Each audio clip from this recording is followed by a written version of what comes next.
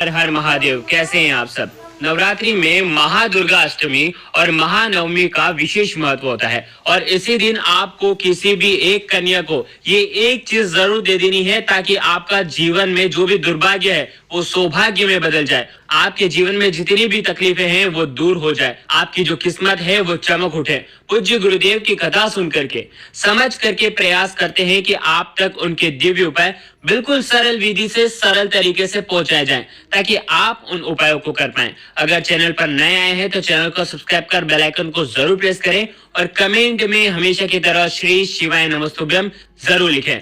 देवी भागवत पुराण के अनुसार अगर हम बात करते हैं तो सप्तमी जो तिथि है उस दिन माँ अपने नेत्र खोलती है, इसीलिए महाअष्टमी और महानवमी का विशेष महत्व हमारे शास्त्रों में बताया गया है। महाअष्टमी के दिन सर्वार्थ सिद्धि योग और अमृत सिद्धि योग भी रहेंगे, साथ ही साथ महानवमी के दिन सर्वार्थ सिद्धि योग का निर्माण हो रहा है।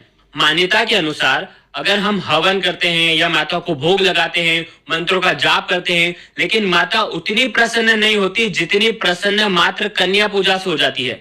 यदि आप कन्याओं का पूजा करते हैं तो बहुत ही अच्छी बात है, अगर नहीं भी करते हैं तो भी आपको ये उपाय जरूर करना चाहिए। आपको केवल एक चीज देनी है, ध्यान रखें नवरात्रि का अगर आप व्रत रखें या न रखें तो भी आपको ये क्रिया जरूर करनी है।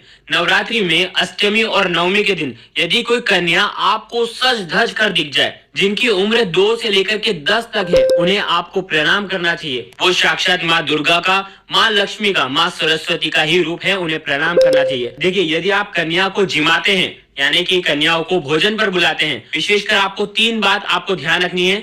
कन्या पूजा में कभी भी आपको 3 रोटी या 3 पूड़ी एक साथ उनको कन्याओं को नहीं रखनी है।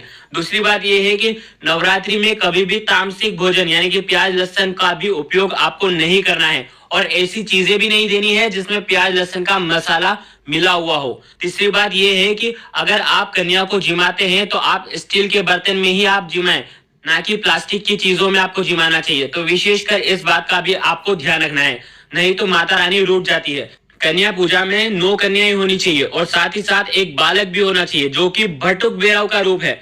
9 कन्याओं को आपको कुमकुम से तिलक करना है, थोड़े से चावल डालना है और उसके बाद आपको उनका स्वागत करना है, उनके पैर धोने हैं, उन्हें कुछ ना कुछ उपहार के रूप में देना है। ध्यान रखें चुनरी भी आपको उड़ानी चाहिए। तो इस प्रकार से ये क्रिया करनी है और विशेषकर नवरात्रि के महाअष्टमी और महानवमी के दिन आपको क्या करना है, माता रानी के सामने आपको बैठ जाना है। आपके घर में जो भी माता रानी की फोटो है उनके सामने बैठ जाना है, उनके सामने एक दीपक जलाना है और एक लाल चुनरी में, ध्यान रखें, एक लाल चुनरी में आपको 11 बताशे और साथ ही साथ 11 मखाने आपको रख देना है और 11 रुपए भी आपको उसके अंदर रखना है और उसे पोटली बना करके उसके बाद ओम एम ह्रीं क्लीं चामुंडाय विच्चे इस मंत्र का आपको 108 बार जाप करना है। और ध्यान रखें ये जो पोटली है ये आपको किसी भी कन्या को दे देनी है। ध्यान रखें जो सज धज के आई हो कन्या उसे दे तो बहुत ही अच्छी बात है, नहीं तो आप आपके घर के आस पड़ोस में भी जो कन्या हैं जो 2 वर्ष से लेकर के 10 वर्ष के बीच की हैं उन्हें भी आप ये उपहार में दे सकते हैं। आपके जीवन में जो भी दुर्भाग्य होगा वो सौभाग्य में बदल जाएगा केवल मखाने से,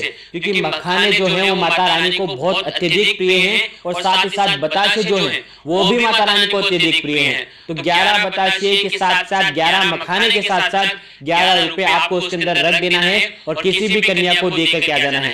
हो सके तो मंदिर में जाकर के कोई सज धज की जो कन्या आई है उन्हें आपको ये देना चाहिए और उन्हें प्रणाम करना चाहिए। तो इस प्रकार से इन बातों का ध्यान रखना है और आपको ये क्रिया करनी है। अगर कुछ भी चीज समझ में ना आए तो कमेंट में पूछ लेना, गलती बिल्कुल भी मत करना। श्री शिवाय नमस्तुभ्यम। हर हर महादेव।